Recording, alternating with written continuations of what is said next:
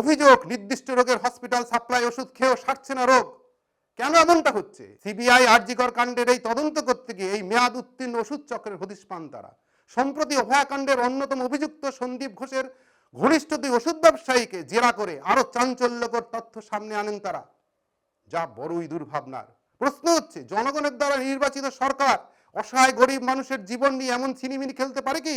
তদন্তকারী অফিসারদের দাবি, এ রাজ্যে এখন মেয়াদোত্তীর্ণ ওষুধের 90% নষ্ট করা হয় না, নতুন করে মেয়াদের তারিখ ও ব্যাচ নাম্বার পাল্টে বাজারে ছেড়ে দেওয়া হয়। প্রভাবশালীদের ইশারাতেই এই সব জাল ওষুধ বড় বড় হাসপাতালগুলোতে সরবরাহ করা হয়। এই জাল ওষুধের শিকার হচ্ছে রাজ্যের গরিব ও প্রান্তিক মানুষরা, যাদের বেসরকারি স্বাস্থ্য পরিষেবা কেনার ক্ষমতা নেই। ফলে মেয়াদোত্তীর্ণ ওষুধ খেয়ে তারা তিল তিল করে মৃত্যুর দিকে এগিয়ে যাচ্ছে। অথচ এরাই আবার শাসক দলের ভোট ব্যাংক, এদের করের টাকায় চলে নেতা মন্ত্রীদের বিলাস বেসন।